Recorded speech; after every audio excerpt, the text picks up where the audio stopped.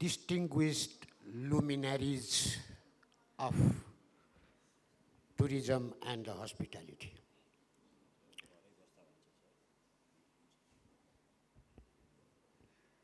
First and foremost,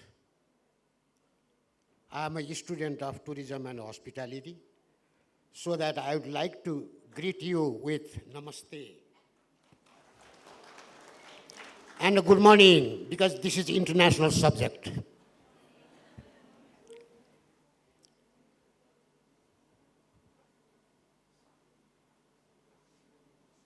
I really appreciate a young, dynamic scholar, Ravi Jung Pandey, who highlighted the most important aspects of keeping relationship between the academia and the industry. Thank you very much, Ravi ji. You are the great, and we really expect, we hope from your side to promote, to develop, and to sustain tourism in this country.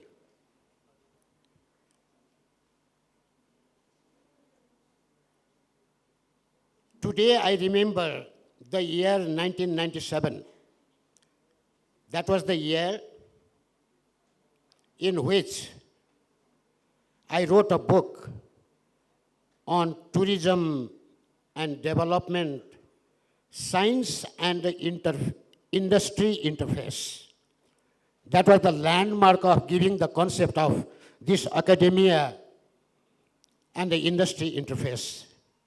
And thanks to the youngsters of NATHAM, once again you repeated, you revised, you continued the concept which is considered as quintessential. The relationship between academia and the industry should be symbiotic. In the absence of academia, there will be no industry. In the absence of industry, there will be no academia. It is university who produces problem solvers. Therefore, university is producer. As far as hospitality is concerned, it is consumer. But the literatures have shown so many problems between academia and the industries. In this regard, I will start because I am from university. I am always concerned with education. I focus on tourism education, and tourism education. I remember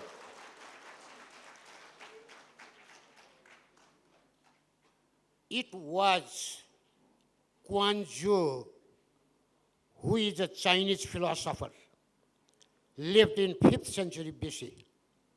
He said, if you plant for an year, plant a seed.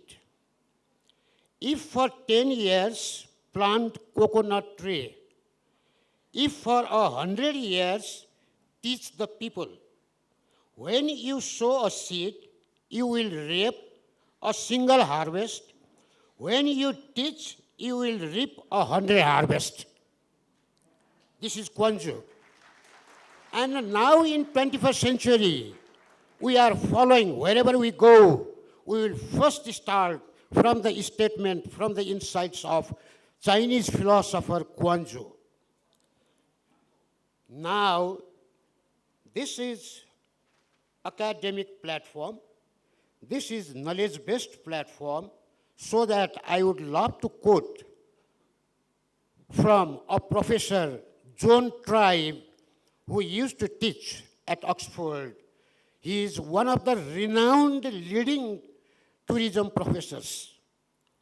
He said, how much do we really know about hospitality and tourism? Question mark. Is it possible to tell the truth about tourism? Question mark. Could it be The thousands of research articles that have been published have failed to uncover the truth. Question mark. Professor Tribe enhanced us to find out the answers. Answers might come from knowledge-based platform, and the answers might come from the industry. So that in order to bring out the answers, there must be symbiotic relationship between the academia and the industry. In order to justify this, let me start from 1960s because we are the students of tourism and hospitality. For the first time in 1960s, almost both developed and developing countries insisted to introduce tourism, but they could not get success, even though they were advocating regarding tourism and promotion, which we call advocacy platform, the first landmark of the history of tourism in 21st century. That was replaced by cautionary platform. Tourism was introduced everywhere. Every country wanted to grow the number of tourists, but they never thought tourism is not only a golden goose that lays golden eggs, but also it fowls in the nest, which is very, very important. So that almost developed countries were very much conscious, anxious, and caution about the development of tourism. It predominated in 1970s. Then alternative platform that predominated in 1980s, in which tourism would contribute not only in the urban areas, but also in rural, which was considered as a must. Accordingly, tourism was flourished everywhere in the tourist destination country. Later on, until before 1990, there were no universities, there were no colleges, there were no training centers in the developing countries. Just to get few knowledge, government used to send them to the abroad for having 6 months training, 4 months training, and 3 months training. Actually, it did not work at all for the promotion and the development of tourism in those developing countries. So that it is Professor Jafar Jafari, for the first time in the history of tourism in UK, proposed a knowledge-based platform.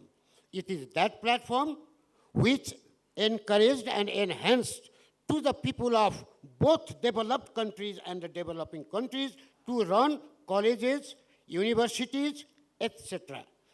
And that would be the university where people will discuss, interact to bring a new knowledge for the promotion of hospitality and tourism.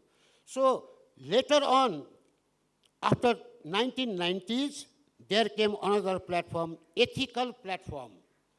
Ethical platform emphasized on the importance of sustainability, so that everywhere the policy makers, planners, industry entrepreneurs, professors, and the students followed how they have to go through tourism and hospitality by following sustainable trinity or triple bottom line developed by Elkington in 1994. Then after, now it has become time of creating, introducing, establishing the collaborative platform. Collaborative platform, as Ravi highlighted, regarding the importance of collaborative platform. Recently, let me inform you, if you have not gone through, I hope some of you or many of you might have gone through that interview. In 19 January, just recently, latest last week, 19 January,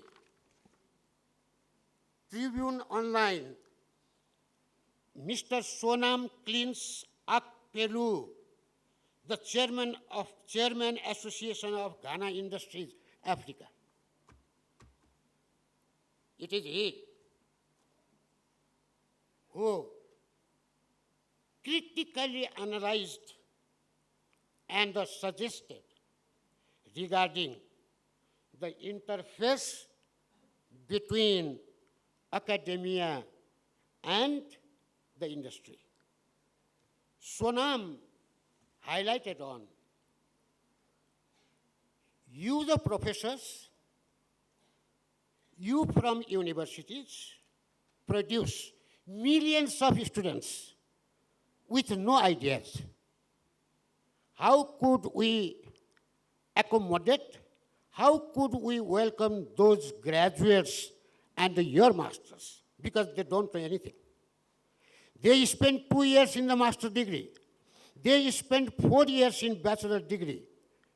After completion, in the case of hospitality and tourism, if we ask what hospitality is, they will have no answer at all. If they are the students of tourism, they have already spent 4 years, they ask what tourism is, they have no answer. And he said, tell us, how could we accommodate your products who do not know, who do not understand, who hasn't understood the real world in terms of tourism and hospitality.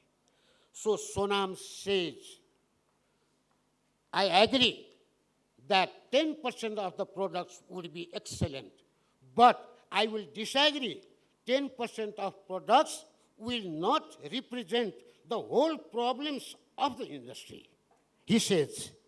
And then, instead of employing such type of graduates, rather I prefer employing a vocationalist or a fresh student of vocation, because he knows he has learned some sort of skills. Therefore, I do not encourage welcoming my African students. Rather, instead of employing such type of university graduates, I will approach to India to work with the students of Indian universities because they know how to solve the problems. This reveals that this is the era where industry will be asking, searching, seeking for the skill-oriented manpower or human capital and the human resources. This is a direct challenge, not to the others, to me, because I am a professor. If my product will not be accommodated, will not be welcomed, I feel shame. So, here, I have seen most of the guardians, leading scholars, entrepreneurs, and the academics. This is very serious matter. Sonam Clean's Akpelo gave an interview. Now, this interview is everywhere at universities in Europe and America. Maybe not in Nepal. I saw only 2-3 people. 2 people shared this interview. Even before that, when our Subhamji and Bhattaji, they informed me to come to give a talk on this issue, I was searching. Fortunately, I found this interview. And I suggest to all of you to go through this interview, how industry is getting suffer from those products who are produced from the colleges and universities, where our students spend 4 years for bachelor, our students spend 2 years for master. And as far as tourism education is concerned, tourism and hospitality education, if I am the real professor, without any hesitation, I would say, I designed many courses for the students of tourism, for the students of hospitality, at different universities, not only in Nepal, but also abroad. So this means I faced with several hurdles, several problems in terms of experiences. There is no doubt we will have few weak students, but we have designed very scientific courses. For example, while designing the courses, we were concerned with student-centric approach, community-centric approach, work-centric approach, which we found failed. Because that model was derived from European universities. What we came to know and we across with balanced approach. Balanced approach will follow both systematic and the process approach, under which we have designed general education to the students of tourism and hospitality, business education to the students of tourism and hospitality, tourism education to the students of tourism and hospitality, and practical or experiential education to the students of tourism and hospitality. If they are studying tourism, they will go to mountain. If they are the students of hospitality, they will go to hotel. Problem is, what about civil aviation? We introduced bachelor in hospitality, we introduced bachelor in tourism. Airlines industry is also equally important. But why are we vacuum? Why do not we write anything about civil aviation or tourism aviation or airline industry? And the airport hospitality, you know, which is very, very important. That is the identity marker and the image. Whoever visits to this country, he will or she will, they will come to know who Nepalese people are. That is essential to teach airport hospitality, which I had already written 2 years ago in my article. This is very important aspect. Similarly, I proposed to introduce bachelor in airlines or civil aviation or whatever, which is very important for us to be strengthened, to be stronger, and to be rich in this area. But I'm not sure that it might take some time. Altogether, I do not take much time. My focus will be on collaborative, to establish on collaborative model. This will be seriously realized by the industry related with hotels, by the industry related with travel agencies, by the industry related with trekking agencies, by the related with, say, airlines.